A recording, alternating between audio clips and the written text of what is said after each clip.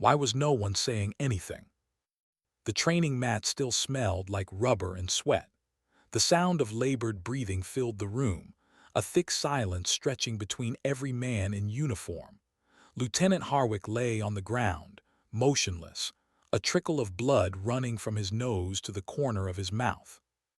And standing over him was her, Petty Officer First Class Raven Calderas. 5'5", a frame that most would call compact, but inside it power. Controlled, disciplined, cold. Her chest rose and fell evenly, as if her body hadn't just dismantled a man almost twice her size in front of an entire SEAL platoon. Nobody moved, not yet. They couldn't, because what they'd just seen shouldn't have been possible. Harwick had been the golden boy, son of an admiral, Harvard-educated, built like a quarterback. And she, the woman everyone whispered about since the first day she pinned on that trident, had dropped him in 12 seconds. The silence fractured when someone exhaled sharply, muttering something under his breath. The moment shattered, men looking around for what they were supposed to do now. No one dared meet her eyes. Not yet. In the corner of the room, the Master Chief stepped forward, his jaw tight. "Training over," he said, voice clipped.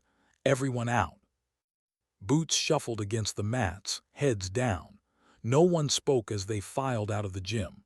A few glanced back, half in disbelief, half in respect they didn't know how to show. Raven stayed where she was for another beat, breathing steady. She wasn't proud. She wasn't shaken. She was calm. Too calm. She bent, picked up Harwick's mouthguard from the floor, and placed it gently beside him. Then turned and walked toward the exit, the low hum of fluorescent lights buzzing behind her. The medical tent was colder. Always was. She pressed the ice pack to her jaw, watching her reflection in the small metal cabinet mirror. A purple bruise was starting to bloom just under her cheekbone. The pain wasn't sharp, it was dull, a reminder of what he'd said before he swung. "You don't belong in a SEAL platoon, sweetheart. You're just here to check a diversity box." That was before his fist connected, before the sound of knuckles on bone echoed through the training bay. She'd seen the looks, the hesitation, the disbelief. And now she could almost hear the questions forming in their heads. How could she still be standing? How could she hit back like that? How could a woman move like that? The corpsman's voice pulled her out of thought. "You feeling dizzy?" Raven blinked. "No, Petty Officer." He shone a penlight into her eyes, checking for dilation. "Headache." "Minimal." "You sure? You took a pretty clean hit." She let the silence hang for a second, the ice pack melting slowly in her hand. "I've taken worse." He wrote something on the chart, glancing at her face again. "You want to file a report?" Her jaw tightened. No. He didn't argue, didn't have to. The Navy had its ways. Paperwork moved fast when it involved officers, slower when it involved enlisted, and glacial when it involved both. When the corpsman left, she sat in the quiet, listening to the distant crash of waves outside the base. Coronado always sounded like the ocean was right beside you, because it was. You could smell the salt through the tent walls. She let herself exhale, slow and steady. The pain wasn't just physical, it was deeper, older. This wasn't the first time someone had told her she didn't belong. Half Moon Bay, cold water, rough tides. Her father had thrown her into the Pacific when she was 7. "If you can't swim in this," he'd said, "you don't deserve to call yourself a Calderas." She'd swum. And she'd learned. By 13, she could hold her breath for almost 3 minutes. By 14, she was competing in underground Brazilian jiu-jitsu tournaments under fake names, beating men twice her age. By 15, her Israeli grandfather, Moshe, had built a training space in the garage, punching bags hung between fishing nets and toolboxes. "Small fighters win by being smarter," he'd said, "faster, and by doing what big fighters won't expect." That voice still lived in her head. And tonight, after Harwick's fist, it was louder than ever. She touched her jaw again, not the swelling, the memory. When the tent flap opened, she didn't need to look to know who it was. Master Chief. Caldera's. He stepped in, boots wet from the sand outside. Master Chief tours 30 years in the teams. His beard was graying, his eyes sharp enough to read you like a mission brief. I saw what happened, he said. That wasn't training, that was assault. We're going to file this right now. Raven turned the ice pack in her hand. And then what? You know what, he said, leaning against the frame. Harwick's career ends tonight. You'll have NCIS crawling over this base by sunrise. He'll be suspended before morning. She looked up at him. And I'll be the woman who got an admiral's son investigated. Caldera's. Every mission after that, she continued quietly. I'll be the diversity hire who couldn't handle it without running to investigators. The one they whisper about when I walk in a room. The chief's jaw worked. He hated that she was right. So what then, he asked finally. You just let it go. She met his eyes, her tone steady. No, but I'll handle it my way. He stared at her for a long time, seeing something he couldn't name. Something cold, something dangerous. There's another way, he said slowly. I know. Tomorrow's combatives assessment, he said, testing her resolve. If medical clears you, and if he's stupid enough to step in the ring. Her lips pressed together. He will. Just know what you're risking. Whatever happens needs to be clean, defensive, witnessed. She nodded once, understood. He sighed, running a hand over his face. You know, I've seen a lot of operators try to prove themselves in this unit. Most of them break trying. I'm not trying to prove anything, she said quietly, just reminding him who he hit.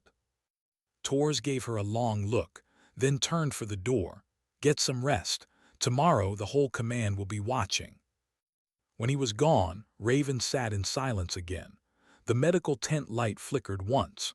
Outside, the Pacific wind moved the canvas walls softly. She closed her eyes, replaying every second of the day. The sound of Harwick's voice, the sting of his words, the shock on her teammates' faces. She didn't feel hate. Not exactly, it was something colder. Like a tide pulling back before it crashes. Sleep didn't come easily that night. In the barracks, the hum of the air conditioning and distant laughter from other teams filled the dark. She lay staring at the ceiling, the bruise pulsing dully under the skin. She thought of her father, of how proud he'd been at her graduation, when she earned the trident he never could, and of what he'd said afterward when the cameras were gone and the applause had faded. Raven, he'd whispered, his hand on her shoulder. There will be people who will try to remind you you're not supposed to be there. Don't remind them back. Just outlast them. Outlast. That word had kept her alive through every test, every cold night in Hell Week, every breath she'd almost lost underwater. Now it echoed again. Outlast. By dawn, the bruise had darkened. She tied her hair back tight, ran the usual 4-mile morning circuit along the sand, her breath steady with the rhythm of the surf. She didn't need to be ready. She always was. When she entered the gym that morning, the air was heavier than usual. Word had spread. Operators leaned against railings, arms crossed. Some looked curious, some looked worried. Harwick stood across the mat, gloves on, smirking like nothing had happened. His eyes, though, told a different story. He was angry, embarrassed. He thought today would fix that. Raven walked to her corner quietly, rolled her shoulders once and nodded to the referee. The XO, another academy grad, reluctant, nervous. The kind who wanted no part of what was about to happen. The whistle sounded. And as Harwick stepped forward, fists raised, she felt something strange. Not fear, not rage. Just clarity. This wasn't about proving she belonged. It was about showing what happens when someone forgets that belonging isn't granted, it's earned. And as they circled, the room fell silent again. Because no one, not even Harwick, knew what was coming next. But she did. She'd been waiting for it her whole life. He moved first. Of course he did. A jab, sharp, mechanical, the kind thrown by someone who believes strength equals skill. Raven didn't flinch. She saw it coming before it left his shoulder. Years of drills, thousands of fights, the quiet rhythm of combat playing in her head like a metronome. Harwick's glove sliced air. He smirked, mistaking her stillness for hesitation. "You sure you're cleared for this, sweetheart?" She didn't answer, didn't blink. She just shifted her weight, half an inch, enough to remind herself that balance was her weapon, not size. Another jab, then a cross. He wanted to humiliate her. Not beat her, humiliate her. Every punch came with a whisper of arrogance, the kind that thought women were fragile.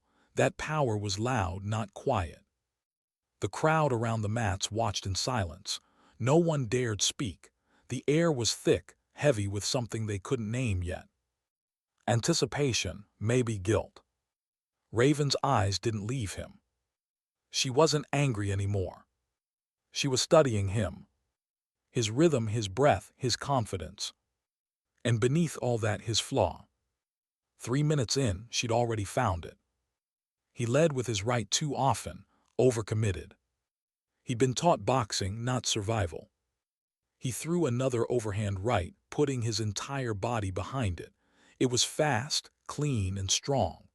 The kind that would have knocked out anyone else. But not her.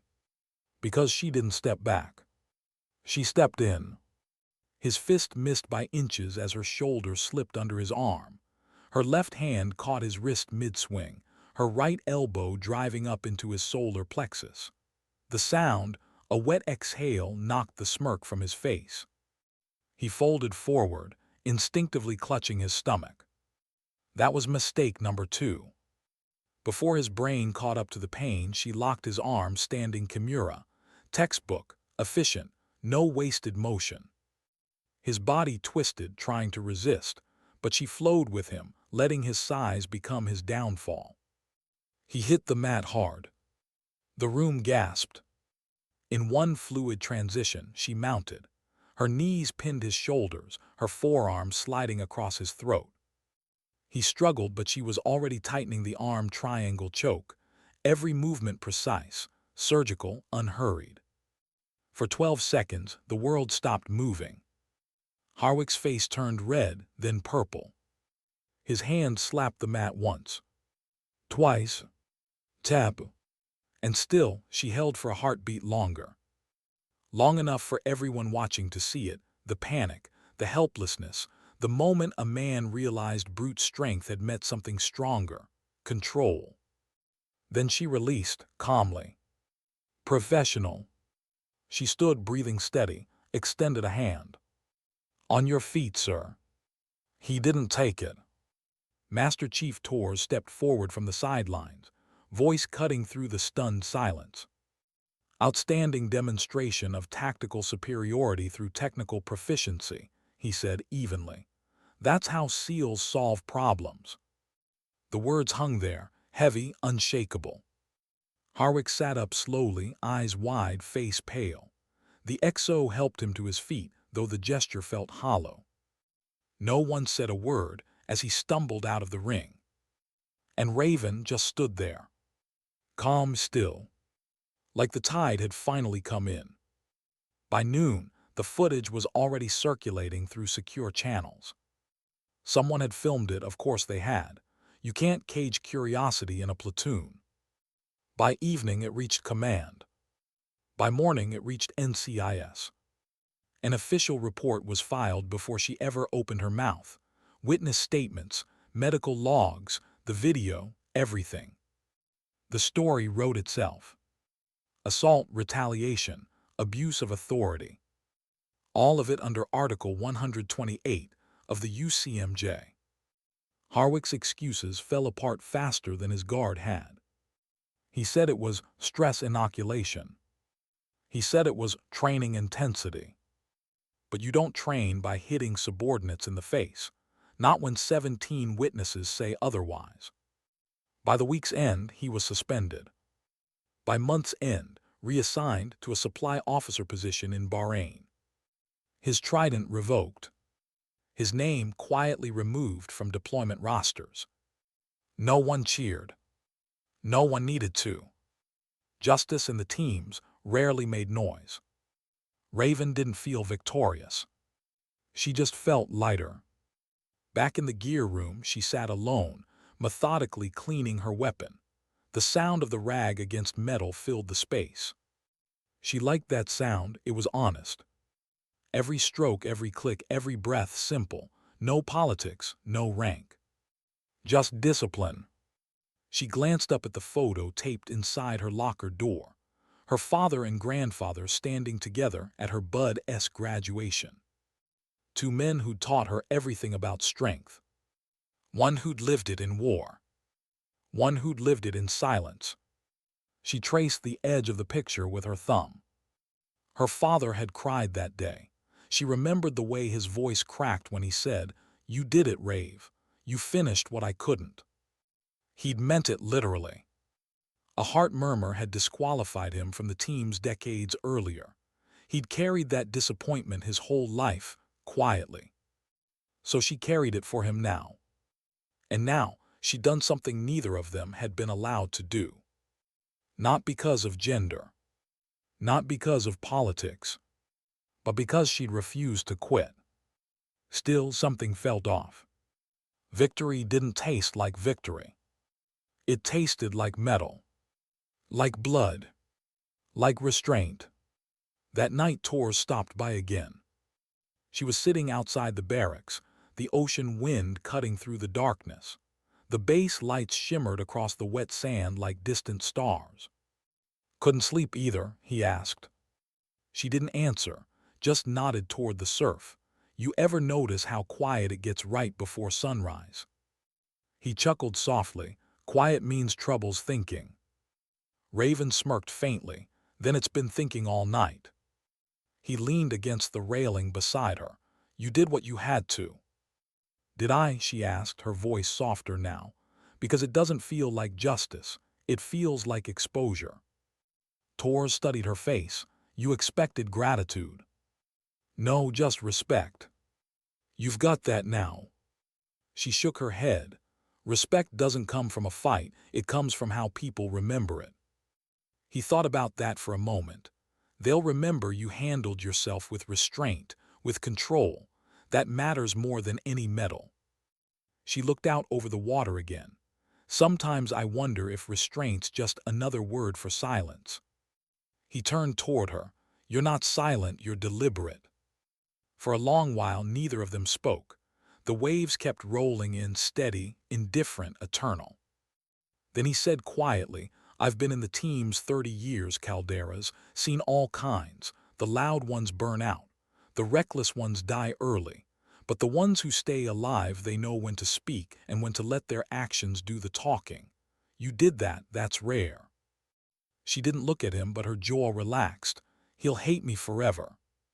Tors shrugged. "Maybe, but someday he'll understand. Maybe when he's older. Maybe when he's watching someone smaller, quieter, do what he couldn't, and then he'll remember you." She smiled faintly. "You sound like my grandfather." "Smart man, then." "He used to say something similar," she murmured. "That dignity doesn't shout, it just endures." Tors nodded slowly. He was right. They stood there until the horizon began to shift from black to gray, the faint outline of dawn brushing against the Pacific. Raven finally broke the silence. "I didn't want this attention. I just wanted to be one of them." "You are," Tors said. "They just needed to see it their way." Over the next few weeks, something changed. Not loudly. Quietly in the small things. Operators who once avoided eye contact now nodded when she passed. Training rotations started, including her name in planning roles. Senior chiefs from other platoons requested her to lead close-quarters sessions. Nobody said it out loud, but they all knew. Respect had shifted. And not because she was a woman. Because she was a SEAL. The distinction mattered. One afternoon after the range, one of the newer guys, a wiry kid from Texas, approached her. "Hey, ma'am." She raised an eyebrow. "It's petty officer." He corrected himself immediately. "Sorry, petty officer. I just wanted to say that thing with the lieutenant. You handled it better than most would've." She studied him a moment, then nodded once. "Thanks." He hesitated. "It's just, sometimes it feels like the only way people respect you here is after you prove you can hurt someone." Raven's gaze softened. Hurting someone isn't power. Choosing when not to, that's the part that takes strength. The kid nodded slowly, the lesson settling somewhere deep. That night she cleaned her sidearm again, the sound of the brush against steel rhythmic, meditative. Her locker photo caught the light once more, her father, her grandfather both smiling. Men who'd carried quiet strength. Men who taught her that legacy isn't loud, it's lived. Outside, the base slept. The sea whispered against the shore. Raven sat there for a long time, the hum of the fluorescent light steady above her. Then she smiled, small, tired, real. Because she knew now. The bruise would fade. The whispers would too. But what she'd earned that day, that would last. And for the first time in months, she felt something that wasn't anger. It wasn't pride either. It was peace. It started with a sound. Not the ocean this time. Rotor blades. The kind that beat the air into rhythm, thumping against the horizon like a pulse you could feel through your ribs. 6 months had passed since the Harwick incident. Officially, it was over. Unofficially, it had never left the whispers. But in the teams, time and silence were the only real healers, and deployment was the best way to move forward. Syria. Dust, heat. A war that had stopped making headlines but hadn't stopped taking lives. Raven sat in the back of the Black Hawk, her rifle across her lap, helmet snug, eyes fixed on the horizon. The setting sun bled orange across the desert, turning everything the color of rust and memory. Across from her, Chief Rains, the new team leader, studied his map tablet. "Target compounds 2 clicks north of the riverbed," he said, voice steady through the headset. "SIGINT confirms 4 armed personnel minimum, maybe 6, weapons cache, possibly foreign supplied." Raven nodded once, her gloved fingers checking her mag out of habit more than necessity. Rains glanced at her briefly. "You good, Calderas?" "Always, Chief." He smiled faintly. He was one of the few who'd never treated her like an anomaly, maybe because he didn't care about politics, only results. The bird banked left, the horizon tilting. Raven's stomach didn't move. She trained her nerves to stay flat. No matter the drop, no matter the noise, her body never betrayed her. Below, the desert looked endless. Broken villages, scattered ruins, shadows where no one should have been. As the team prepared to insert, her mind drifted not to fear, but to repetition. The pattern of life before chaos. She learned to find peace in the seconds before impact. Because in those moments, the world still made sense. Then the pilot's voice cut through. 30 seconds. Helmets lowered, weapons checked. Tors had once told her, fear's just unspent focus. She carried that line like a mantra. Now, as the door gunner gave the hand signal, she felt the shift, that quiet click between calm and execution. Feet hit dirt. Heat punched her through the gear. They moved fast, low, silent, shadows in formation. The compound came into view, cinder block walls, rusted metal gates, an empty pickup truck with bullet holes for decoration. Rain signaled with 2 fingers, breach left. Raven took point. Breacher charge in hand, she set the strip along the gate seam. The adhesive clung instantly in the dust. She counted under her breath, 3, 2, 1. The blast was sharp but controlled. They poured in. The first man appeared with an AK before he'd fully processed what he was seeing. Raven's rifle barked twice, controlled pairs. The man dropped. The rest was motion, shadows and sound. She cleared left rooms, each one stripped bare. No cash, no intel, just remnants of people who'd run long before. Then in the corner of the last room, noise, muffled. Raven raised her hand, freezing the stack. She listened. Someone was whispering, not Arabic, English. Her heart didn't skip, but her breath slowed. She signaled silently, one inside, possible friendly. They breached. The smell hit first, oil, sweat, blood. Then the sight. A man, American, duct taped to a chair. Civilian clothes, bruised face, eyes wide when they entered. U.S. contractor, he rasped. They left 5 minutes ago. Rains knelt, cutting restraints. How many? 7, maybe 8. 2 trucks headed north. Raven's pulse quickened. Weapons. RPGs, 1 PKM. The team exchanged looks. Time was bleeding away. Rains made the call. We pursue. No support. Air covers too far. We intercept before they cross the valley road. They moved fast, the sun dying behind them. The desert turned gray, then black. Raven ran in rhythm with her breath, the world shrinking to footfalls and adrenaline. She could feel the weight of her pack, the sting of sweat behind her ears, the distant hum of engines ahead. Then headlights. Too close. Down, Rains hissed. They hit the dirt as 2 technicals rumbled across the valley floor. Armed silhouettes in the back, alert, scanning. Raven's heartbeat stayed steady. Her scope tracked the second truck. 4 men, 1 RPG. Rains whispered, Caldera's disable lead vehicle. Copy. She lined up, adjusting for distance, wind, and the rhythmic bounce of the truck's suspension. Her breath halted halfway through an exhale. 1 squeeze. The windshield shattered. The driver's body slumped. The truck swerved, colliding with the second. Chaos. Gunfire lit up the valley. Raven rolled behind a boulder, returning fire with precise bursts. The night filled with dust and tracers. Then the pop of a grenade launcher. The impact was close, too close. The blast waved through her sideways, her ears ringing. Sand filled her mouth. Raven, someone shouted through static. She coughed, blinking through haze. She was fine, she had to be. She crawled up, vision blurred but focus intact. One of the insurgents had broken cover, charging toward Rain's position with a knife. Without thinking, Raven moved, fast. Her rifle jammed mid-cycle, dust in the chamber. No time to fix it. She dropped it. Instinct took over. The man lunged, big, strong, wild.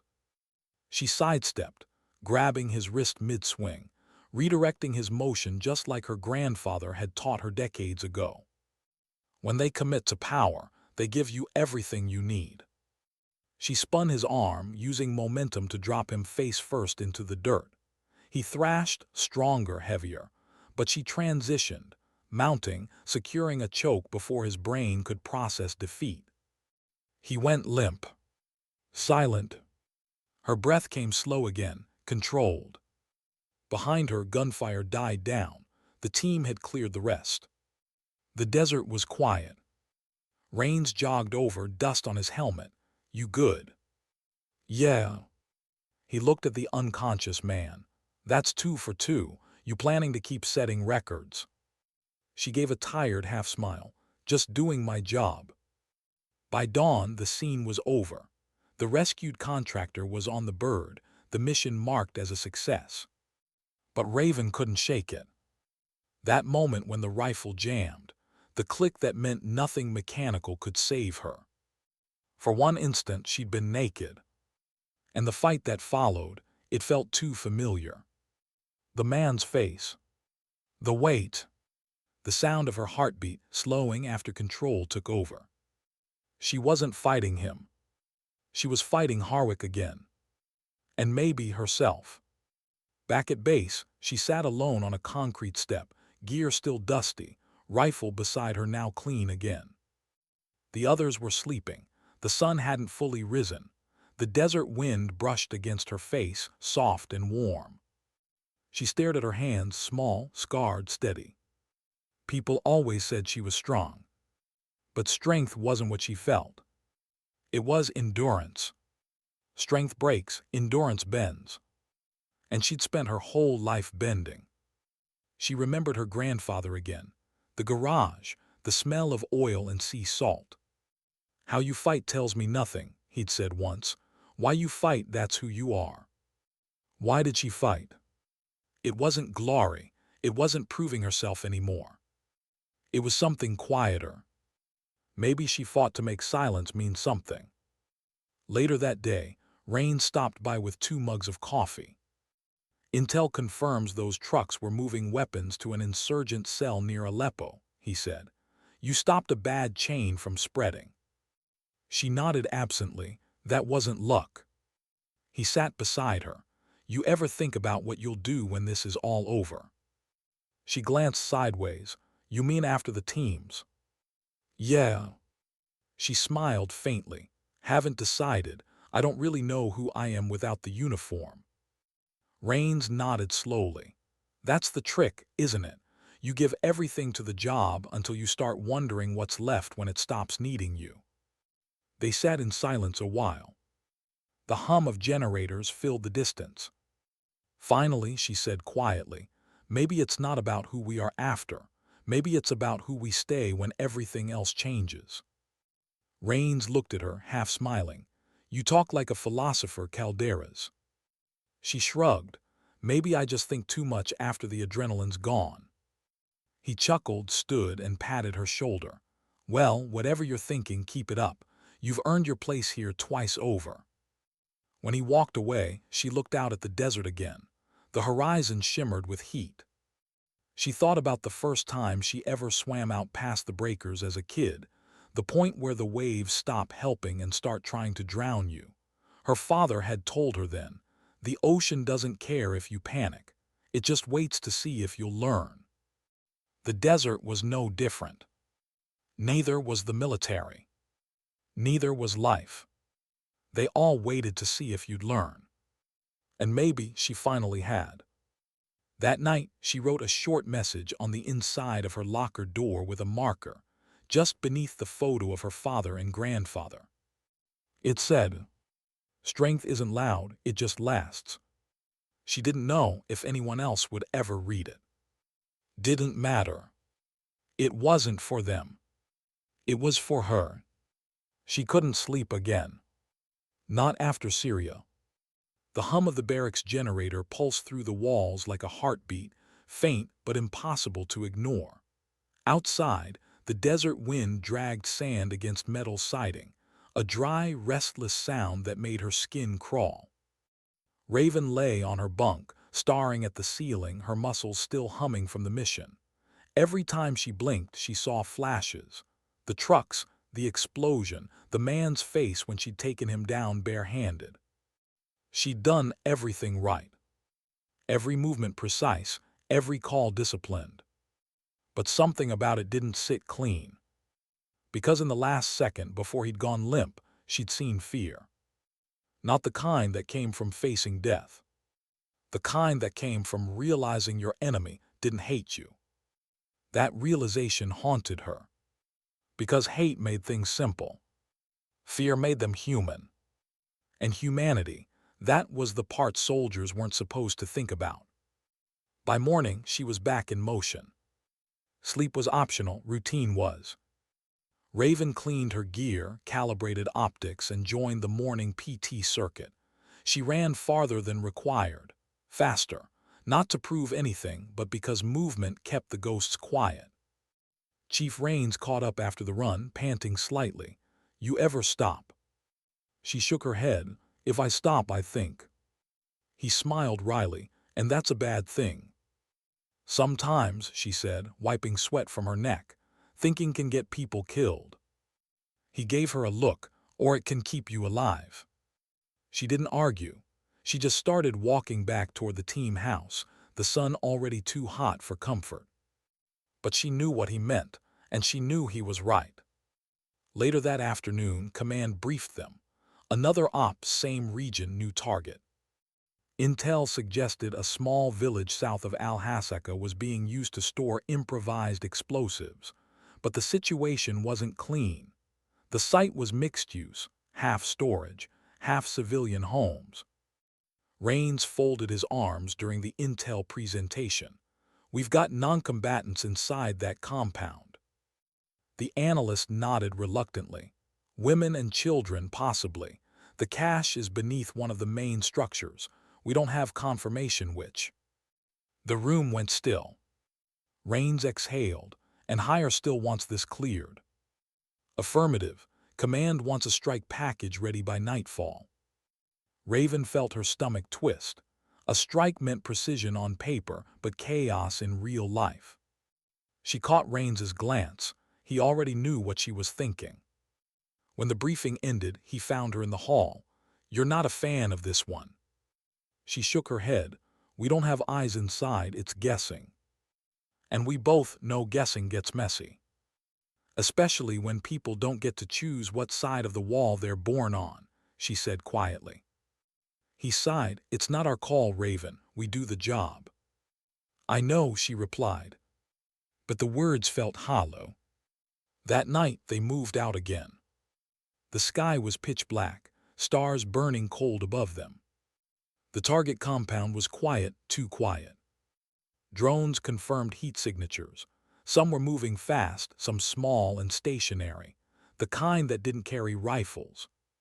Raven's jaw tightened. "Chief, I'm reading minors on thermal." Rains swore under his breath. "Command confirmed target clearance, right?" "Yeah, but confirmation doesn't mean right." He stared through his NVGs, the green glow painting everything in ghost colors. "We abort and it goes above my head." "And if we hit, it's on your conscience," she said evenly. He didn't respond right away. His silence was answer enough. Finally, he keyed the radio. "Stand by on breach. Calderas, you and Petrov flank right. We're confirming visual before detonation." They moved silent low. The desert sand crunched beneath their boots like broken glass. As they reached the compound's side wall, Raven peered through a small crack in the metal sheet. Inside, she saw them, two women huddled near a stove, one child asleep beside them, and beneath the floorboards faint wiring barely visible. Her blood froze. The cache was under the same room. She turned sharply. "Chief, the explosives are beneath civilians. They're using them as cover." Rains cursed. "God damn it." He switched channels. "Abort strike, repeat abort strike, civilians on site." Static, then Command's voice, curt, cold. "Negative, Chief. You have clearance to engage. Mission priority is the ordnance." Rains looked at Raven. For a moment he wasn't a SEAL. He was just a man torn between orders and morality. She spoke quietly. "If we blow that cache, we're no better than them." He hesitated. "You realize what disobeying a direct order means?" "Yeah," she said, "but I also know what living with it feels like." The moment stretched long and thin, like a wire about to snap. Then Rains keyed the mic again. "Command, this is Team Bravo. Negative on engagement. Repeat, negative. Civilians confirmed. We're relocating." A pause, then a clipped response. "Acknowledged, return for debrief." They both knew what that meant. There would be questions. Maybe investigations. Maybe careers ending quietly. But at least the village would still be there by morning. The next day, Command didn't even pretend to be subtle. They were summoned to HQ, debriefed under fluorescent lights that made everything feel sterile and false. An O5 from operations read through their report like he was dissecting a problem instead of people. "So let me get this straight. You had confirmed intel, active authorization, and you chose to abort." Rains's tone stayed professional. "We had real-time visual indicating civilian presence." "Your feeds didn't confirm it." Raven's voice cut in. "Thermals did, and human eyes did." The officer glanced at her, unimpressed. "Petty Officer Calderas, last I checked, The mission authority lies with command, not enlisted operators. She met his gaze, calm but sharp.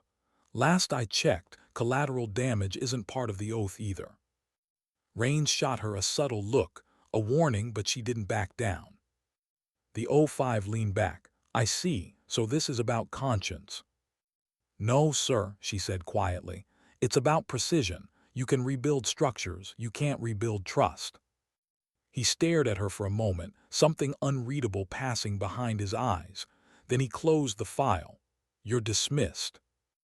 Outside the briefing room, Rains exhaled hard. You've got guts, Calderas. She shook her head. Just a memory. Of what? Of people who did the right thing and paid for it. Weeks passed. The official report labeled the operation non-executed due to environmental uncertainty. The polite version of disobedience. Nobody punished them, not openly, but the silence from higher command said enough. They were ghosts in their own unit for a while. Still deployed, still needed, but watched. Raven didn't mind. Isolation was familiar territory. She spent her evenings writing in a small notebook, not letters home, not journal entries, just fragments, thoughts she couldn't say out loud. The hardest part of war isn't what you lose, it's what you learn to accept.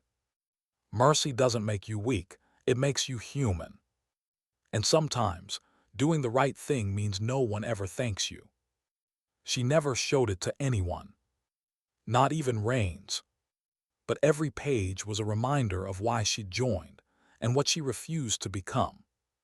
One night, as the team prepared for another low-visibility patrol, Rains stopped her near the vehicle bay. Command sending me stateside, he said. Training assignment, quiet exit. She frowned because of Al-Hasaka.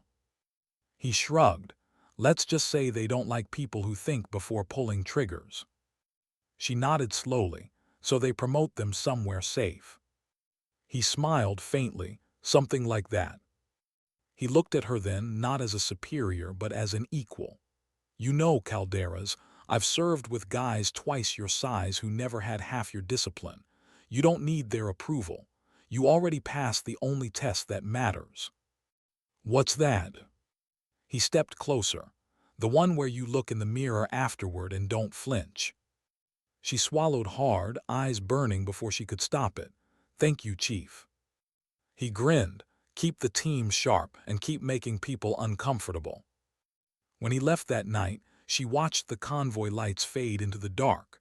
The desert swallowed them whole. And for the first time since she'd joined the Navy, Raven realized something terrifying. She wasn't afraid of consequences anymore. Because the truth was simple. You can survive punishment, but you can't survive becoming someone you don't recognize. The next morning, she found the small notebook waiting in her locker. A single line scrawled on the last page, in Rains's handwriting. Conscience is just courage with a quieter name. She stared at it for a long time, then closed the book carefully, tucking it behind the photo of her father and grandfather. Outside, the base siren wailed for the day's drills. Another mission, another briefing, another moral line waiting to be drawn in the sand. She stood, adjusted her uniform, and exhaled. Whatever came next, she was ready. Not because she had to be. Because she'd already learned, the hardest battles aren't fought on foreign soil. They're fought inside the people who still care enough to hesitate. They say betrayal never comes from enemies. It comes from people who called you teammate. For weeks, the air on base felt heavier. The kind of silence that wasn't peace, it was watching. After the aborted strike, command didn't forget. They just waited. Raven felt it first in the small things. A delay in gear requisitions. Her name missing from the next op rotation. A change in tone when officers passed in the hallway. Nothing direct, nothing she could file. Just shadows. The new platoon commander was a man named Lieutenant Kine. Younger than most, polished, sharp, the kind who smiled while measuring every word for political value. He was everything Harwick had been, minus the punch. And somehow that made him worse. The first time they spoke, she was working alone in the armory, cleaning her weapon. He stepped in, hands behind his back. "Petty Officer Caldera's, isn't it?" She nodded, "Yes, sir. I've read your file, impressive record. Bronze Star recommendation, top physical scores, good head on your shoulders." "Thank you, sir." He smiled thinly. "Also noticed you've had disagreements with higher command before." She paused. "If you mean exercising judgment to avoid civilian casualties, yes, sir, I did." "Of course," he nodded slowly. "The kind of moral initiative we like to see, as long as it doesn't undermine operational authority." Something in his tone made her chest tighten. It wasn't what he said. It was the way he said it, polite, precise, and quietly threatening. He turned to leave, pausing at the door. "Let's make sure your passion doesn't get misinterpreted, shall we?" When he was gone, she exhaled slowly. The smell of CLP oil thick in the air. Another officer who believed authority was more valuable than integrity. She fought men like that before, just not with fists this time. Over the next few weeks, the missions changed. Shorter, simpler, cleaner on paper, but the reports didn't always match what happened on the ground. Intel targets that turned out to be empty. Airstrikes called in on compounds already cleared. And every time, Kine wrote the reports like nothing was wrong. Raven noticed. She wasn't supposed to. But she couldn't help it. Details, patterns, timelines. They didn't add up. After one particular op, she caught the discrepancy in the log herself. GPS coordinates mismatched by 12 kilometers. Enough to hide something. Enough to change everything. She went to Chief Operations first. "Sir, I think we're reporting false target data." The chief looked up from his desk, unimpressed. "You're accusing an officer of falsifying reports." "I'm saying what's on paper doesn't match what we executed." He leaned back, arms crossed. "Petty officer, I'd be careful with that kind of statement. These things have a way of echoing." She held his gaze. "With respect, sir, so does silence." The chief exhaled. "Drop it, Caldera's, that's an order." She walked out without responding. Orders didn't always mean obedience. That night, she found Tor's old number in her contacts list, the Master Chief who'd retired months earlier. The message she typed was short. "Ever get the feeling the real battles start when the shooting stops?" He replied a few hours later. "Always trust your gut, but watch your six." She smiled at that. She missed him, his bluntness, his quiet understanding. On this base, every truth came wrapped in consequences. The breaking point came 2 weeks later. A small op, routine recon near the Turkish border. Raven's team, 5 operators, 1 lieutenant, no drama expected. But halfway through insertion, Kine diverted them. "New coordinates, last-minute change." "Updated intel," he said over comms. "We've got a priority target." Raven frowned under her helmet. "Sir, that's off our approved flight path." "Relax, Caldera's," Kine said. "Intel comes fast out here, we adapt." Adaptation wasn't the issue. Trust was. Still, she followed. Orders were orders until they got people killed. When they reached the new site, it wasn't a compound. It was a convoy, unmarked civilian. No weapons visible, no hostiles, just 3 trucks moving through a dirt track, headlights off. Kine's voice came through again. "Visual confirm armed vehicles, cleared to engage." Raven scanned through her scope. "Negative, sir, those aren't hostiles, they're unarmed. One of the trucks has a water tank." "Caldera's," I said, "engage." "Sir, we can't." "Engage, petty officer, that's an order." Her finger hovered over the trigger, her breath caught halfway. She could feel her heart pounding, not from fear but from restraint. Then a voice in her head, her grandfather's, calm and sharp. Sometimes, doing nothing is the bravest thing you can do. She lowered the rifle. Seconds later, Kine fired. The sound cracked through the night like thunder. Bullets tore into the lead truck, tires burst, metal screamed. The convoy stopped, confusion shouting in Arabic. Raven's pulse spiked. Cease fire, cease fire, civilians, God damn it. But Kine ignored her. Another burst. By the time she reached the trucks, it was over. 3 men dead, 1 woman crying beside the wreckage, a child clutching her sleeve. Raven froze. She couldn't breathe. The woman wasn't a combatant. She was a driver, probably ferrying supplies between villages. The radio crackled. Team secure, Kine's voice calm. Raven's throat felt raw. You just killed unarmed civilians. Collateral, he said flatly. Mission stands. She turned, fury rising from somewhere deep, ancient. Mission. There was no mission here. He looked at her, unflinching. You don't get to decide that. And in that moment, she saw it, the same look she'd seen in Harwick's eyes. The quiet, entitled certainty of men who never had to clean up what they broke. Back on base, she didn't sleep, didn't eat. The image replayed over and over, the woman's eyes, the way she'd held that child close like a shield.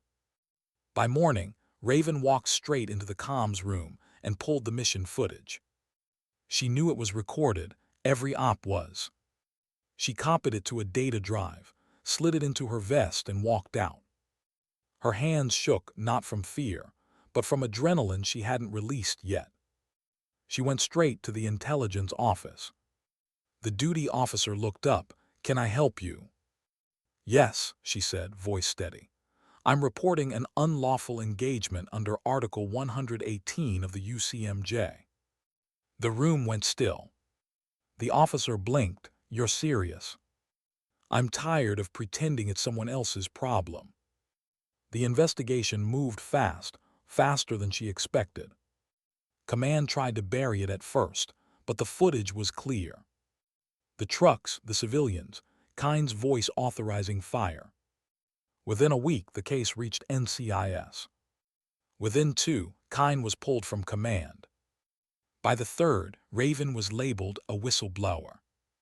That word followed her everywhere. Whispered, respected, feared. Sometimes all 3 at once. Some called her brave. Others called her reckless.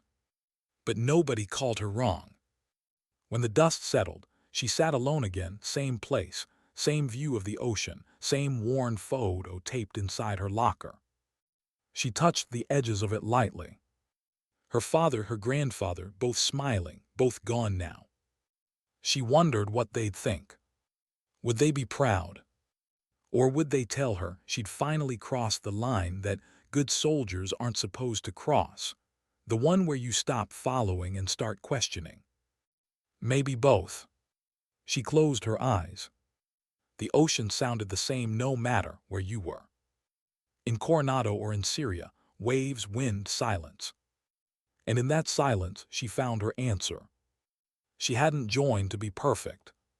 She'd joined to be true. And truth wasn't clean.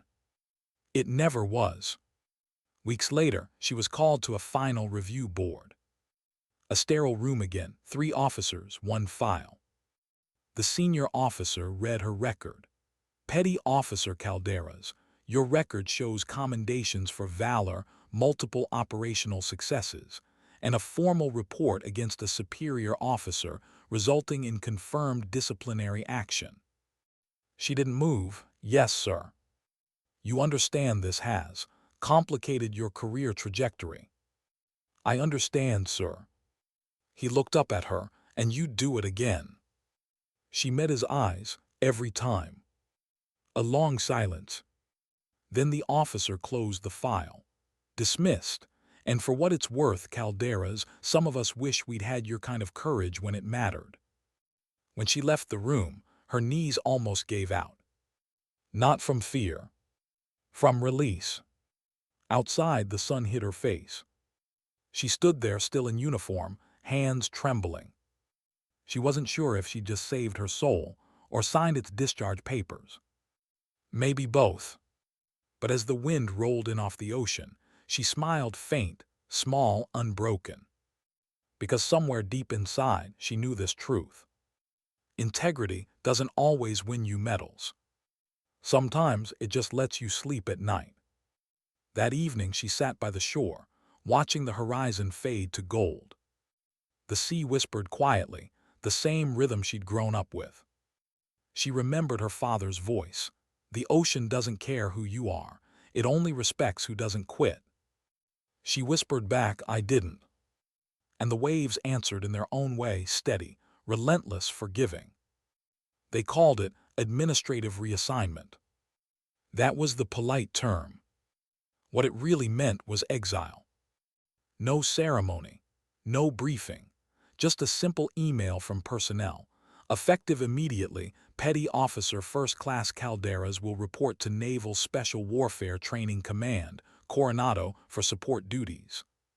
Support duties. Not combat, not instruction. Paperwork. The kind of role they gave people they couldn't punish but didn't want around. Raven didn't fight it. She just packed her gear, folded her uniforms with the same precision she used to field strip a rifle, and reported to Building 302 at 600. The air smelled like salt and disinfectant. The hallways echoed with boots that didn't know her story yet. And that was the strange part. For the first time in years, she wasn't one of them. She was something else. A shadow in a uniform. The first few weeks were simple. Roster management, training reviews, physical readiness assessments. She kept her head down. Answered every order with yes, chief. Smiled just enough to pass for content. But inside she was restless. Like a weapon left on safety too long. At night she ran the perimeter track alone. No music, just breath and wind. Sometimes she stopped at the seawall, staring out over the Pacific, where the lights from the city flickered like ghosts. She missed the noise of the teams, the smell of cordite, the small moments before insertion, when the world was quiet but alive. Here, everything was quiet but dead. A few people still spoke to her. One was a young instructor named Daniels, a combat diver with a sarcastic smile and a sense of humor that somehow survived the Navy. He'd heard the stories, everyone had. One night after PT, he sat next to her on the seawall, tossing pebbles into the surf. So is it true, he asked casually, you choked out a lieutenant in 12 seconds? Raven smirked faintly. 13, he got 1 second of mercy. Daniels laughed. Damn, you know you're kind of a myth around here. Half the new guys think you're a ghost story. She looked at him sideways. Ghosts are dead. Yeah, but the good ones haunt the right people. She didn't answer, but her smile lingered a little longer this time. Days turned into weeks. The monotony almost dulled her. Almost. Until the day her past came walking back in, wearing desert fatigues and a bronze star. Chief Rains. He looked older, rougher around the edges, but the same calm steadiness in his eyes. Jesus, she muttered when she saw him, they let you back in. He grinned, couldn't resist the charm of Navy paperwork.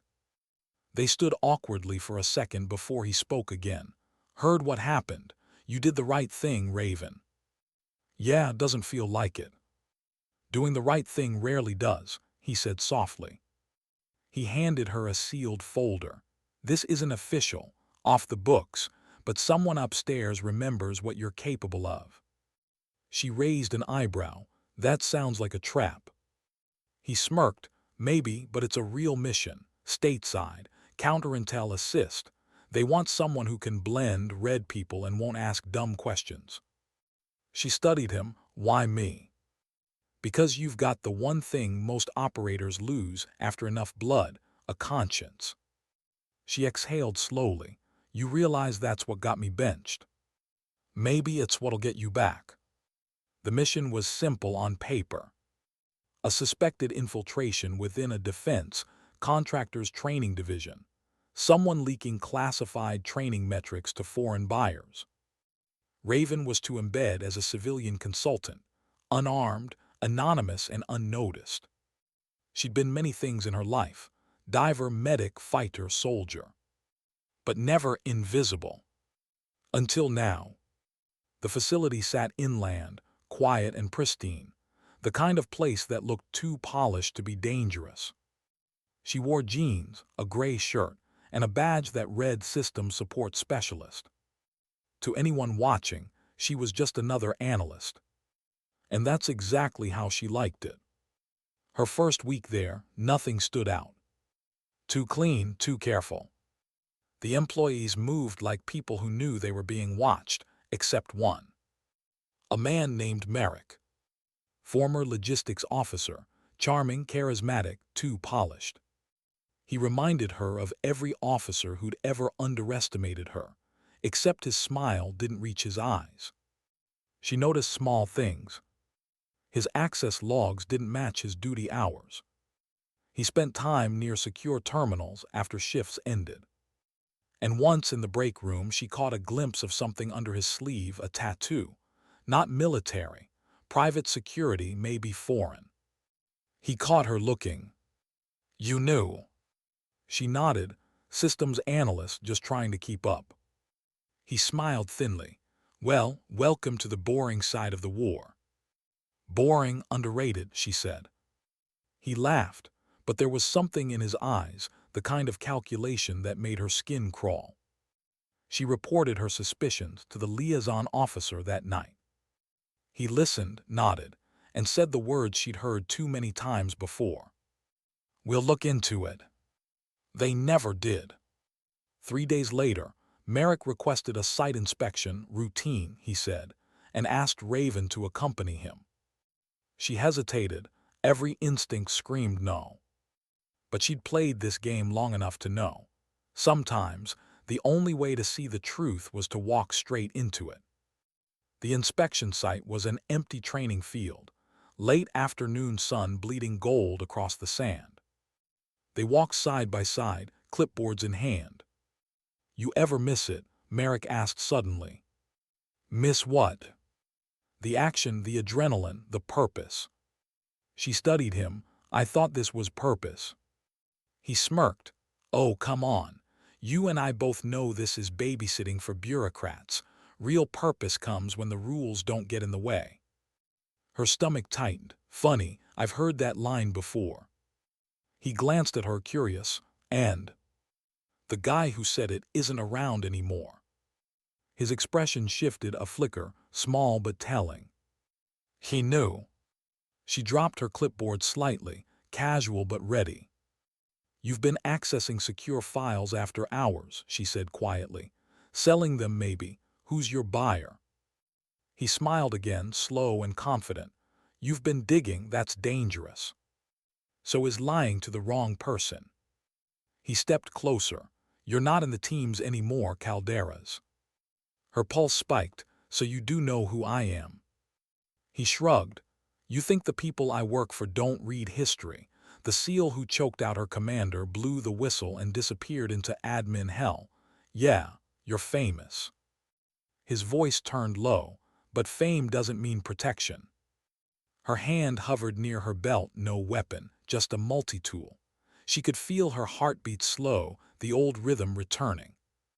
"Walk away, Merrick." He smiled. "Not my style." He swung first, predictable, wide, fast, telegraphed.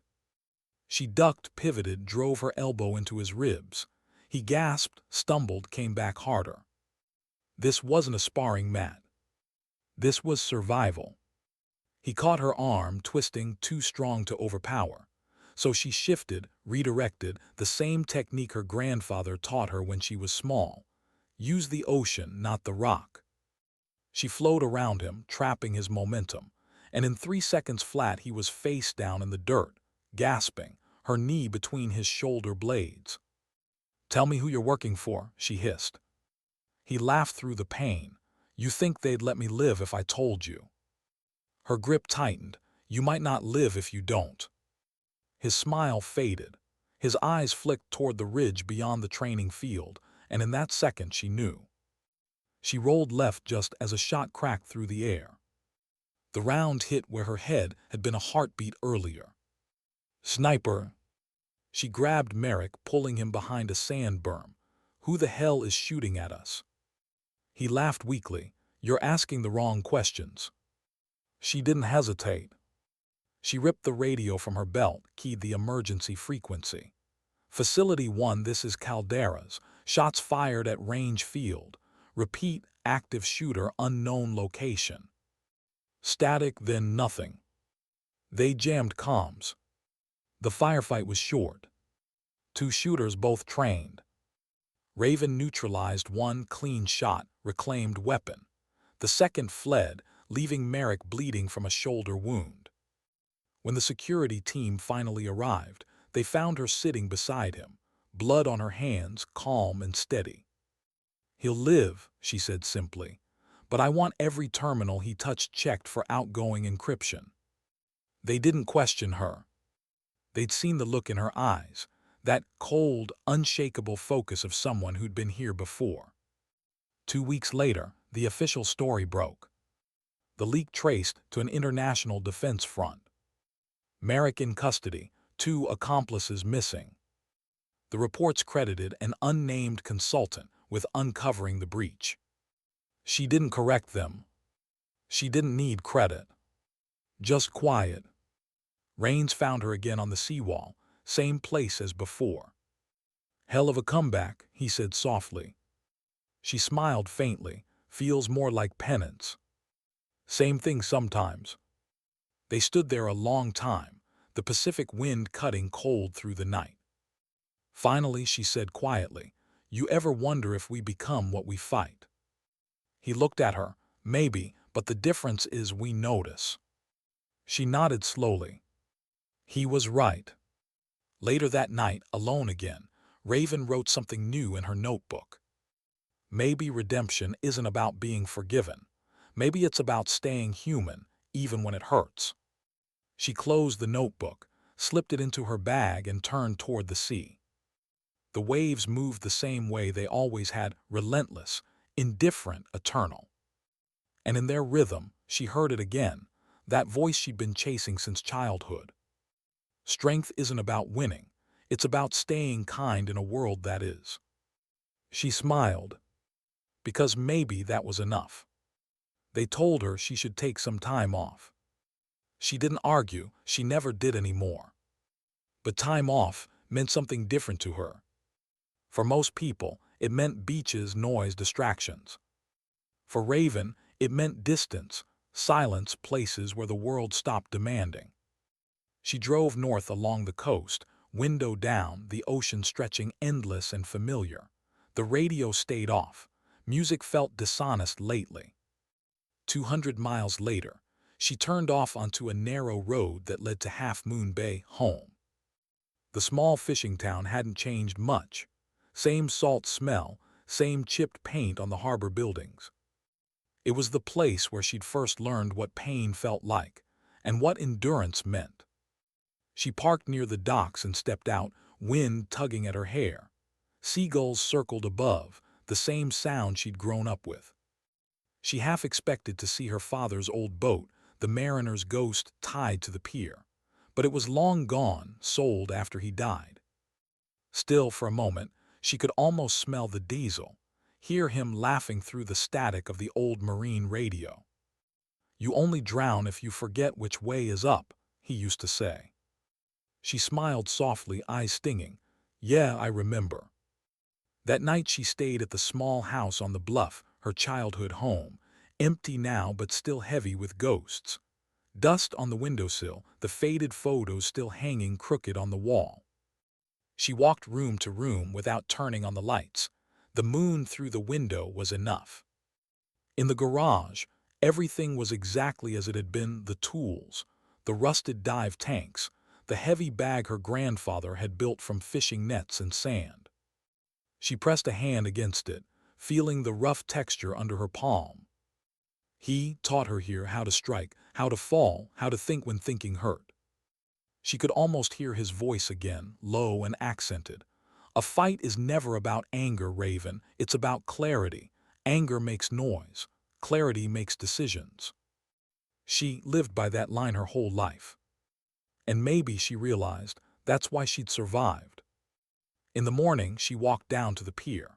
The fishermen still worked the same rhythm, dawn launches, diesel engines coughing awake.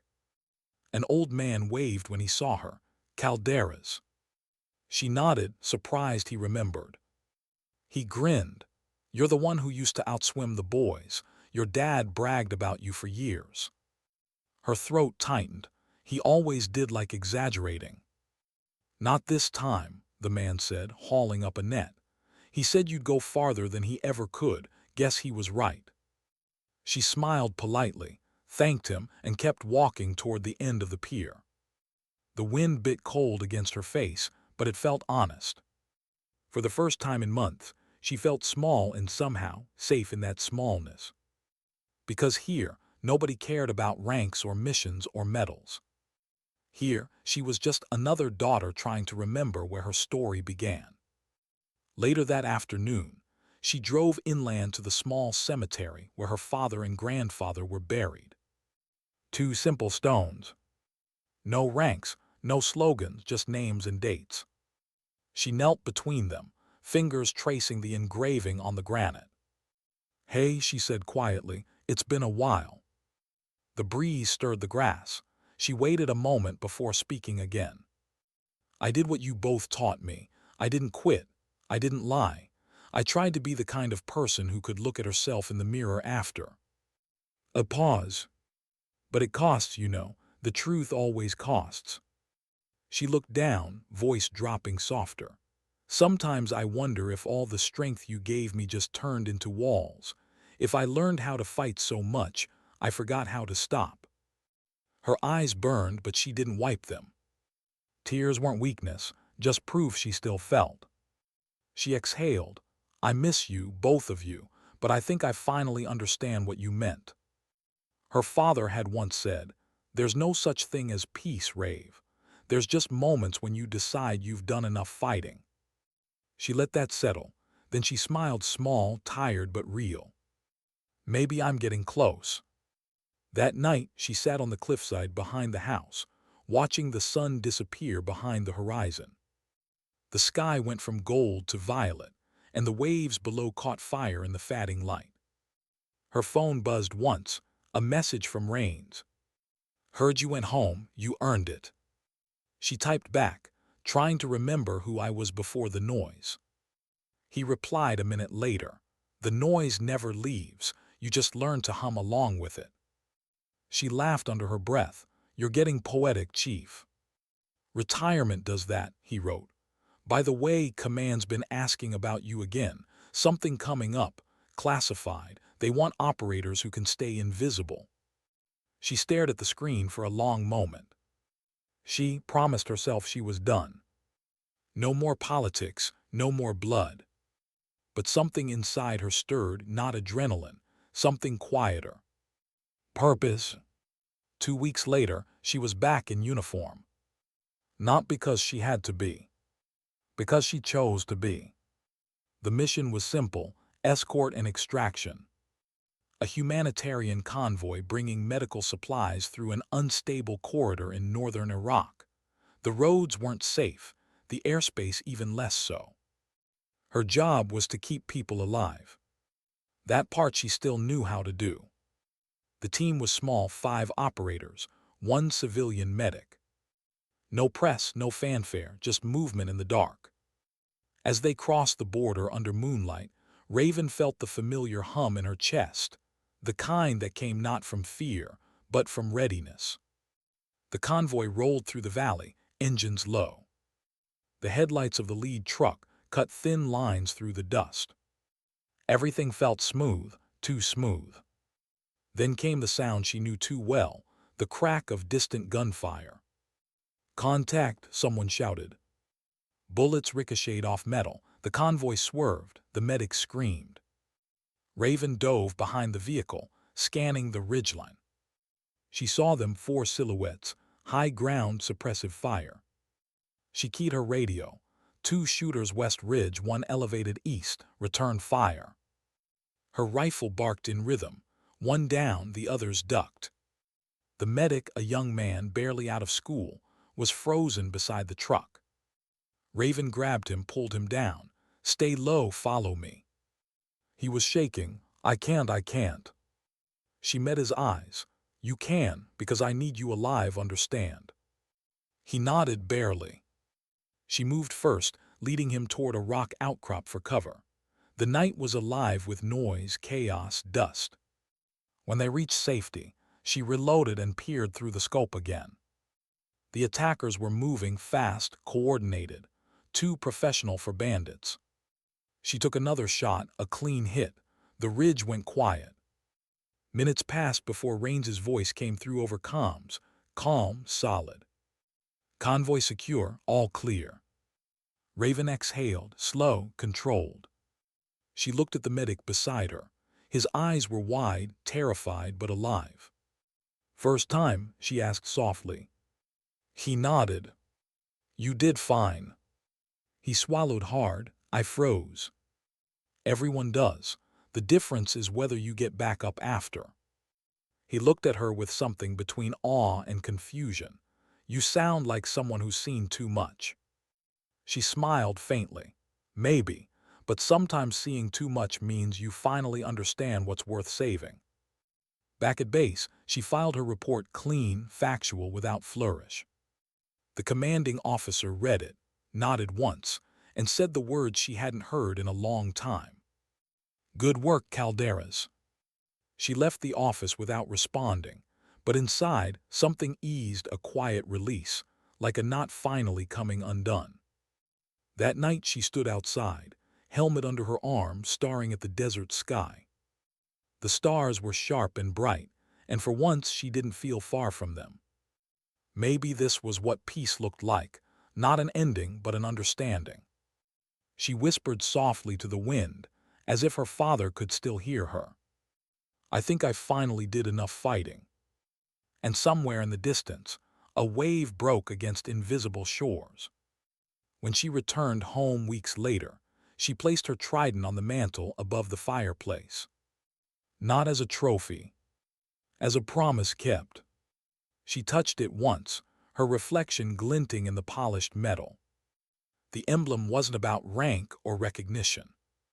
It was about every decision that could have gone wrong, but didn't. Every bruise that taught her to stand taller. Every silence she'd turned into strength. She stood there for a while, the house quiet around her. Then she whispered the words her grandfather had said long ago. Sometimes dignity doesn't speak, it simply acts. And with that she smiled, a rare, unguarded smile, as the first light of morning spilled through the window. Because for the first time in years, Petty Officer First Class Raven Calderas wasn't haunted. She was home. It had been 6 months since her last deployment. The sea outside her window still whispered the same rhythm, steady, endless, familiar. Raven Calderas lived quietly now. Not hiding, just existing. The Navy had processed her final active-duty paperwork 2 months ago. No ceremony, no speeches. Just a digital signature that closed 15 years of service with one word: completed. But how do you complete something that never really ends? War doesn't turn off, it just stops noticing you. Her mornings began before sunrise, same as always. Coffee, run, ocean. The cold water off Half Moon Bay bit at her skin like it used to when she was a kid. She dive in anyway, not to test herself, but to remember who she was before everything. Every stroke through the freezing surf carried a rhythm she couldn't explain. Pain, breathe, endure, float. It was meditation disguised as punishment, or maybe the other way around. The water had always told her the truth. It never cared about rank or gender or what people thought she couldn't do. It only asked one question: will you come back up? And every time she did. She worked odd jobs around town now. Maintenance at the harbor, helping train local rescue divers, sometimes just fixing boats for people who didn't know who she used to be. She liked that anonymity. It felt pure, like stripping away the noise until only purpose was left. The locals called her the Quiet One. They didn't know that quiet was the loudest she'd ever been. At night, she'd walk the pier, same route her father once took after long days on the water. She'd listen to the creak of the wooden boards, the clink of rigging against masts, the low rumble of waves underfoot. The sound was a heartbeat, a pulse that said, "You're still here." One evening, as she was locking up the dive shop, she heard footsteps behind her. She turned and froze. Master Chief Torres. Older, slower, but unmistakable. He grinned. "You didn't think I'd let retirement stop me from visiting old troublemakers, did you?" She laughed softly. "You found me." "Not hard," he said, stepping closer. "You leave a trail of quiet chaos everywhere you go." They stood by the dock, the sun setting behind them. Torres studied her face, the calm there that hadn't existed years ago. "You look different," he said. "I feel different. Peace looks good on you, Calderas." She smiled faintly. "Peace feels like learning to breathe without waiting for orders." He nodded. "So you're done fighting." She tilted her head, thinking, "Not done, just selective." He chuckled. "Good answer." They stood in silence for a while, watching the light fade. Finally he said, "You ever regretted any of it?" Raven looked out at the horizon, the waves catching fire in the dying sun. "Every day," she said quietly, "and not at all." Torres smiled. "That's how I know you did it right." After he left, Raven walked along the beach until the stars came out. Each one looked like a pinhole in the dark, small lights punching through everything heavy. She sat in the sand, the wind pulling at her hair, and thought about everything that had led here. The lieutenant who'd hit her. The missions that went wrong. The whistle blowing. The betrayals. The silence. All of it. Every scar, every bruise, every night she'd lain awake wondering if it had been worth it. It wasn't the pain she remembered most. It was the people. Her father's steady hands teaching her how to tie knots. Her grandfather's voice reminding her that mercy is a weapon only the strong can wield. Tor's quiet faith when everyone else doubted. Rains's humor when things got dark. And all the faces, teammates, civilians, strangers, who never knew how much she carried for them. That was the real weight of service. Not the missions you completed. The ones you couldn't forget. She pulled her old trident from her pocket, small, worn, edges dull from time. She hadn't worn it since the day she left. But she carried it everywhere. The metal caught the moonlight as she turned it between her fingers. It wasn't about glory anymore. It was about identity, a reminder that once, for a while, she belonged to something bigger than herself. And maybe that was the hardest part, learning that belonging doesn't disappear just because the orders stop coming. You still wake up at 500. You still check your corners walking into rooms. You still see exits before faces. And you still feel that quiet ache to serve, even when the war is gone. The next morning, she volunteered at the local Veterans Rehab Center. No cameras, no titles. Just stories. Men and women, old and young, each carrying invisible battles. Some broken, some healing, all trying to start again. Raven didn't talk much about her own past. She just listened. Because sometimes listening is the mission. A young Marine asked her once, "How do you stop seeing it, the things you did, the things you couldn't change?" She thought for a moment before answering. "You don't," she said softly. "You just learn to make room for them. You don't erase ghosts. You invite them to sit down." He nodded slowly, as if something clicked inside him. And for the first time, Raven felt like she'd done something that mattered, not in uniform, not under orders, but as a person. Months passed quietly. The ocean stayed the same. And for once, that consistency didn't feel cruel. It felt like home. Raven started keeping a journal again, not for the Navy this time, but for herself. She wrote every morning before the world woke up. I think healing isn't about forgetting what happened. It's about forgiving yourself for surviving it. Some days I miss the fight. Most days I'm grateful it's over. I used to think strength meant being unbreakable. Now I know it means choosing to rebuild. One afternoon, she took the trident to the cliffside overlooking the sea, the same place she'd stood the night before her first SEAL deployment. She held it for a long time, thumb running over its rough edges. Then she knelt and buried it in the sand at the edge of the bluff, deep enough that the tide wouldn't reach it. Not as a loss, but as an offering. She whispered, "I'll carry the lessons. You can keep the weight." The wind shifted, salt in the air, the waves crashing below. And for the first time in years, her shoulders relaxed. It wasn't surrender. It was release. That evening she sat on the porch, a mug of coffee in her hands, watching fog roll in from the Pacific. The horizon blurred between sky and sea, until she couldn't tell where one ended and the other began. Maybe that was the point. Maybe peace wasn't about clear lines, just learning to live in the gray. Her phone buzzed once, a message from Daniels, the young diver she'd once trained. "Got my trident today, not sure I deserve it." She smiled. Typed back, "Nobody does. That's what makes it worth earning." He sent another, "You gonna come down and teach us sometime?" She hesitated, then replied, "Maybe." Because maybe teaching was another kind of mission. And maybe her story wasn't over, it was just quieter now. The last light of day faded. Somewhere out at sea, a buoy bell rang slow, rhythmic, steady. She closed her eyes and listened. The sound was small but constant. Like memory.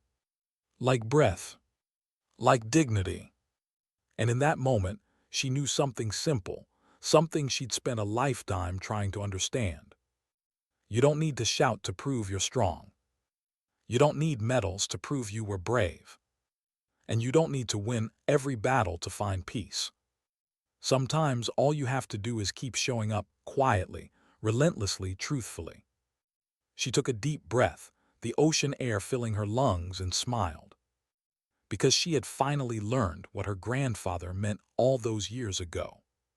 Sometimes dignity doesn't speak. It simply acts.